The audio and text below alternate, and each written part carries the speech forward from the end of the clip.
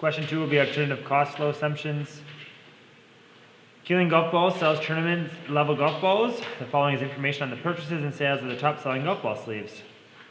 The cost of goods sold and ending inventory under the perpetual inventory system uses first in, first out, moving weighted average, and specific identification. And when we get to specific identification, we're going to have it here, right there for us.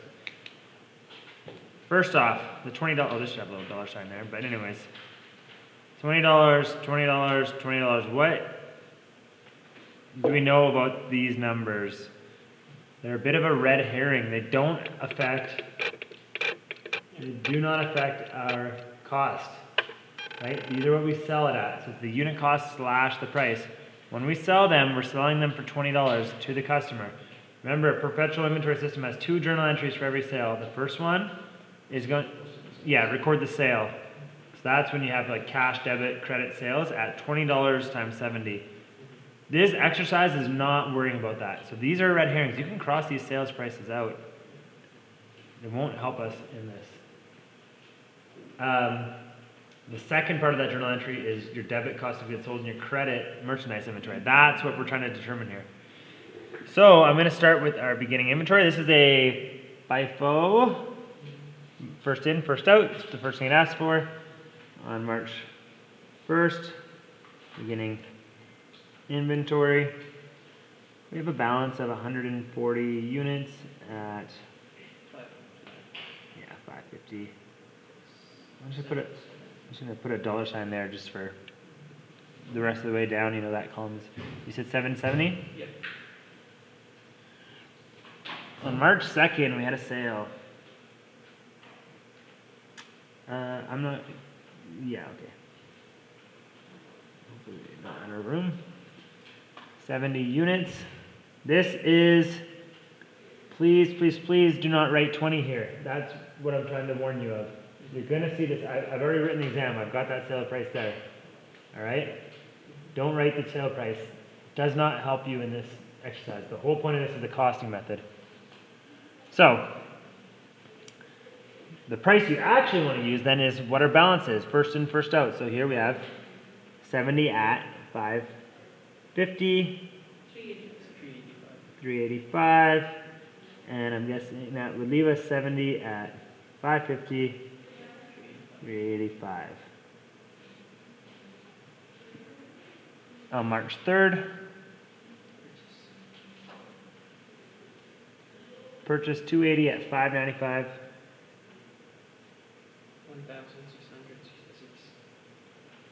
1,666.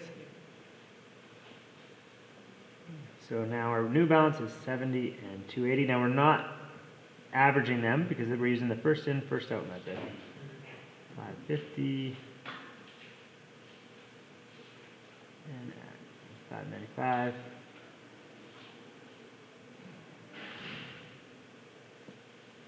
On March 6th,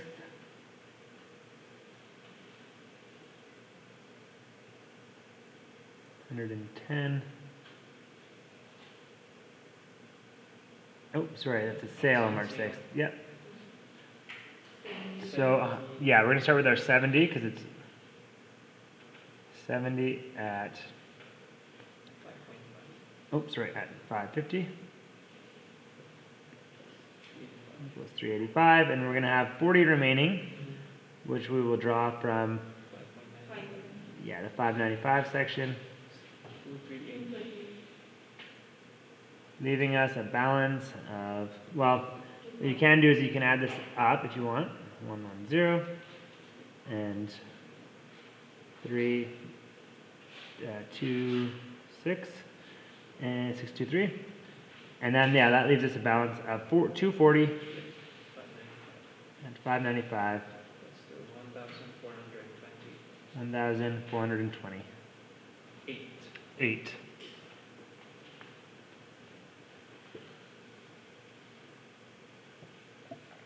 Okay.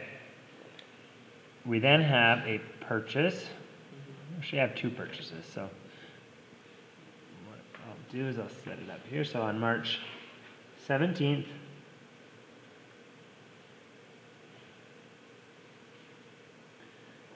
purchase 550 units at 540. Let's do 2,970.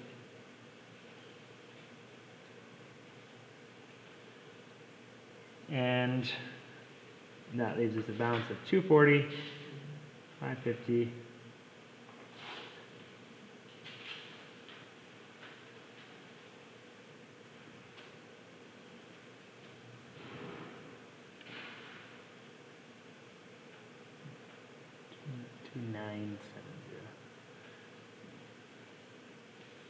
Now, what I'm going to do, just to save a little bit of room, I'm going to put the March 23rd purchase right here.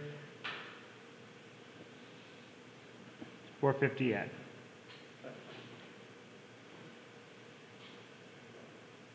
580. Should be 2,610. 2,610. I'm just going to add that just directly to this balance here, right? Because it doesn't change it. So 450 at 580, 2,610. We are last transaction in March, on March 31st is a sale. Now there's 600 units, but we're going to start with our 240 here. We're going to use the rest of that. 240 at 595.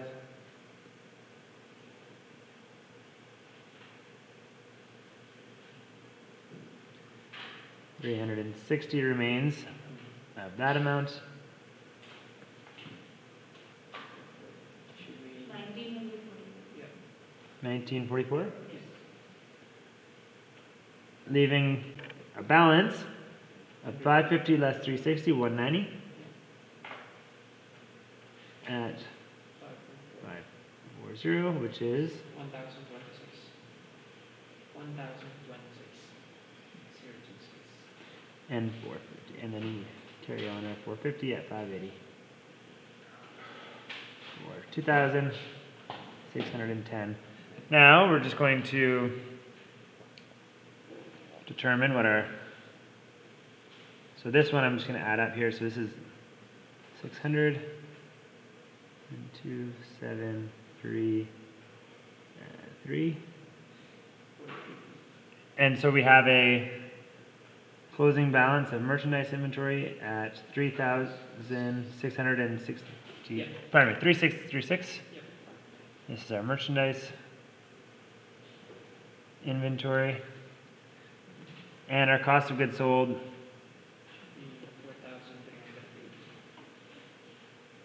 4,380. 4,380.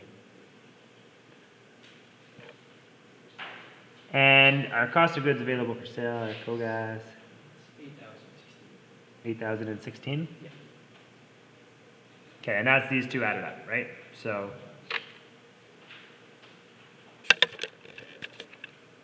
that one's a little bit of a bigger example. Now the reason why we do this is because even though our cost of goods sold and our merchandise inventory will change, our total here will, cost of goods available for sale will be the same. So it's an opportunity for you to check your work without me checking it with a grade.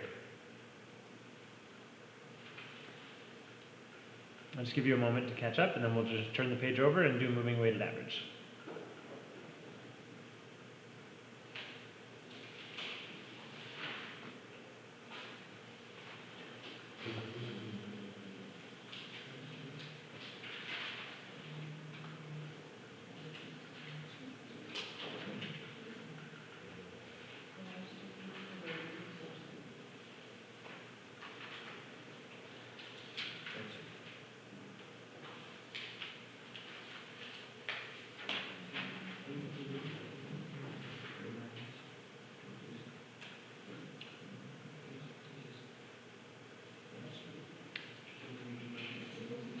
All right. And this video will be available for you after too. You got it, Rodney? Okay. So now we're going to do our moving weighted average.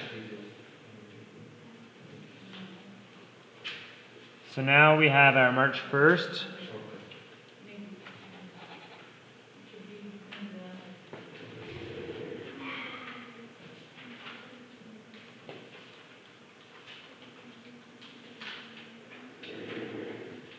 March 1st, opening balance, 14.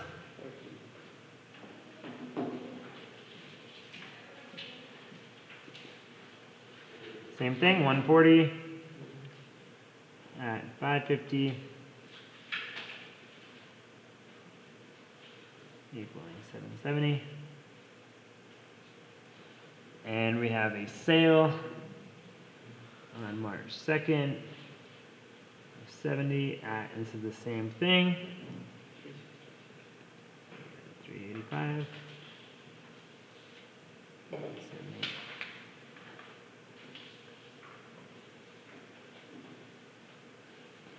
On March 3rd, we purchased 280 units at $595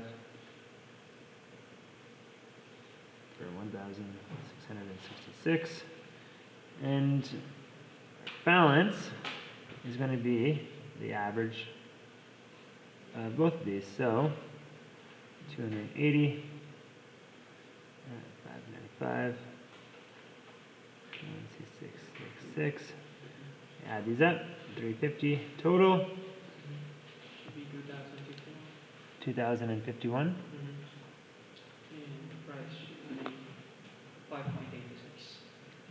So I'll just for the video, so we take 2051, divide it by 350, get an average of 586. Nice and easy.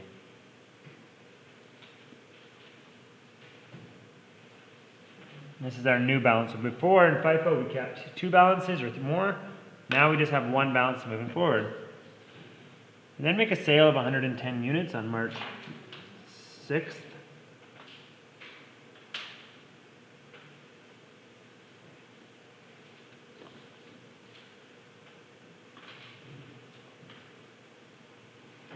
And the price, again, we're not using the $20. That's not there for this exercise. 586. 645. 644.6.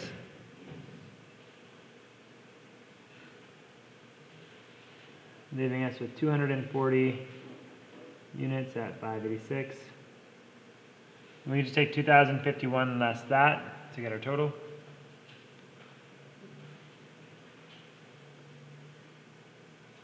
Should be 296. 446. But shouldn't we round it to the nearest dollar as explained in the instructions? Did I say that? Yeah, on number 2. Oh, you're right. Okay, so it has asked it to be rounded to the nearest dollar. It should be 645 and 1406. Good call. If you don't round it, then I'm not gonna take marks off. But don't give me more than pennies. But we'll keep it rounded to the dollar here. 645. On March 17th and 23rd, what I'm gonna do is I'm going to average them together here. So March 17th and March 23rd. We have 550 and 450 purchases at different prices at 540 and 580.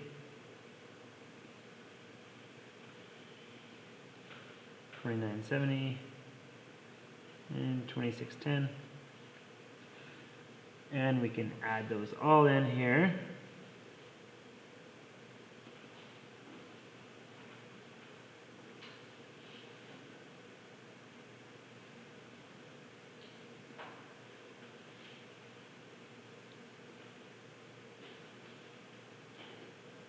We can do it together because we just take the average, so it doesn't matter if we average individually, it all will be the same. So 240 plus 550 plus 450 equals 1240. And 2610 plus 2970 plus 1406. 6986.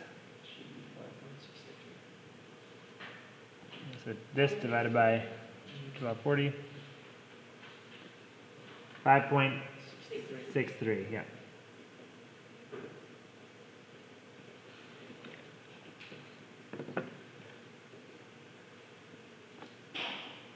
Now, if you wanted to go 240, 550, average it out, then do the 23rd, add that to the new average, you're gonna get the same answer. You're totally fine. And we have one final sale on March 31st of 600 units at 5.63, Should be 3,378. And that leaves us 640 units at 5.63, and we're not going to multiply it out, we're actually going to take this number, 6986, and less 3378.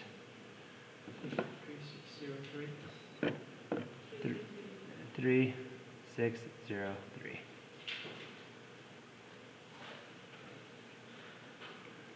So this is our merchandise inventory. And this is, and add this up, Should be 4,408. this is our cost of goods sold. What is our cost of goods available for sale? Should be 8,011. 8,011? Yeah. Okay. This is like immaterial difference. Yeah, okay. So that's just a rounding, error, but.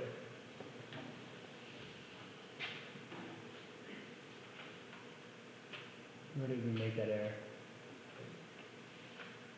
Oh, I see.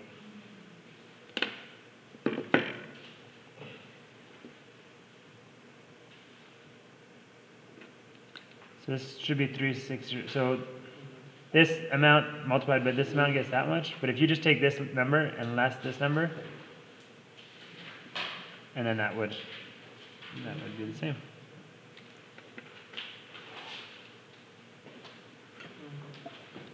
So the last part we should just. I won't take marks off either way, but the idea is that if you're not going to use the decimals on this one, then you can just less your balance from what you've taken away. Yeah. But I'm not worried about the rounding. If it happens, but you can avoid it if you want. I'll leave that there for a moment and we'll continue on to specific identification.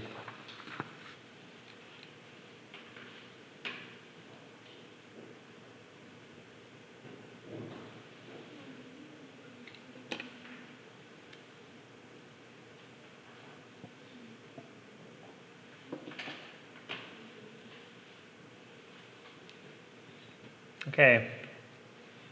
Specific identification starts out the same with the March 1st opening balance.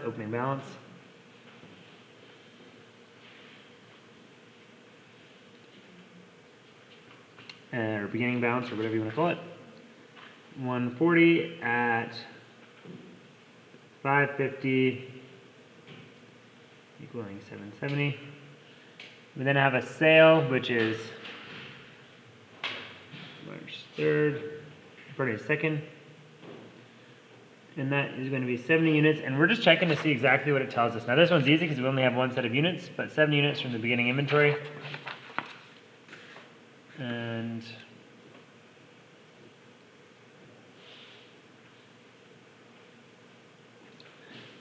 at 550, so this is the same, 385, leaving us 70 units at, 550 for 385. We have a purchase on March 3rd, 280 units at 595 for 1666. And our new balance now has, so this is similar to FIFO where you're going to keep them separated, you're not averaging them.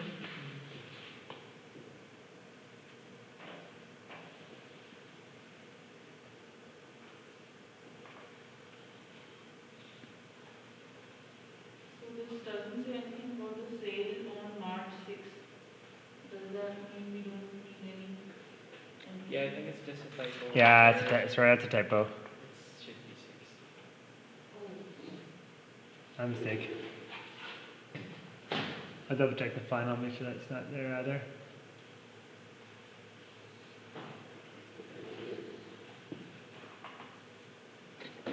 So now the sale on March 6th.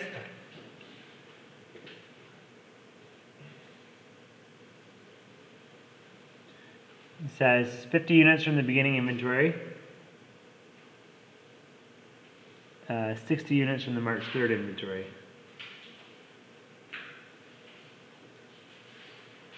So 50 at 550 and 60 at 595.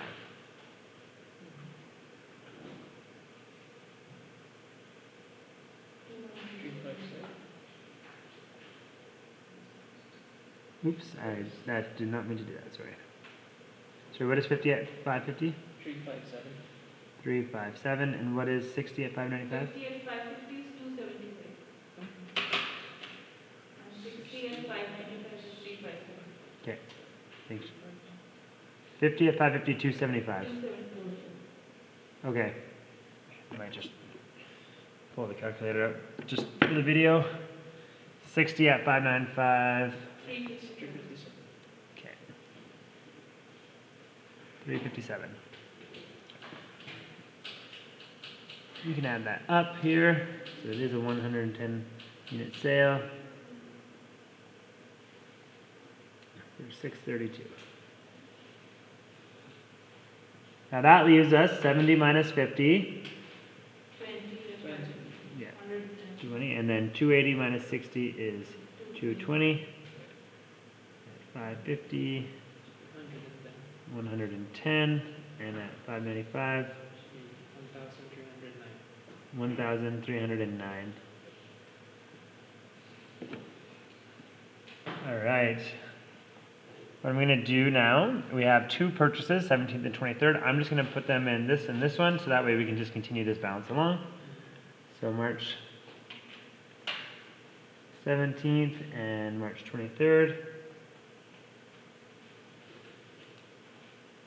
550 and 450 at 540 and 580. 2,970, 2,610.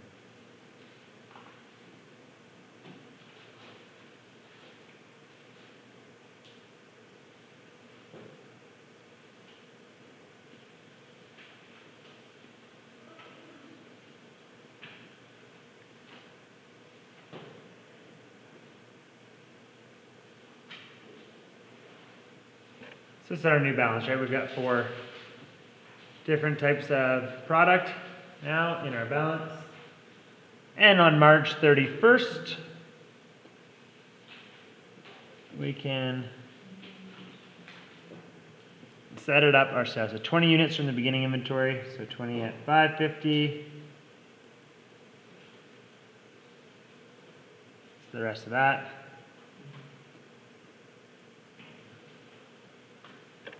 380 from the, I'm just double checking, March. 380 from March 17th inventory and 200 units from the March 23rd. So just keep in mind, so this 220 is next, but that was a March 3rd purchase, right? 595 is March 3rd, but this is saying 380 from March 17th. So 380 at 540. 2,052 and 200 from the March 23rd inventory, which is the last one, at 580. Yeah. Should be 1,160. 2 and 12. 2, 3. 3322. And we have to go through our balance, so we've reduced this one to 0, our opening inventory. This 220 we never touched. So 220 at 595 equals 1309. Oops, 1309. 1309. And 550 less 380 170. 170. at 540. 180. 180. for the 918. 918. 918, okay? And then 450 less 200 is 250 at 5.8. 580, how much? Should be 1450. 14, So we can add these three up, Should be 3,667. 3,606, 3,667. 667. What is our total cost of goods sold? Should be 4,339. 4,339. Yeah, plus. And when we add those up, we can check our work with our cost of goods available for sale. 8016, I imagine. Yeah. Yeah, it is. No? It is. Yes. total is 3,677, not 60. Yeah, okay, yeah, that's, 77. yeah, I was gonna say, it looks like there's another short there. Need that.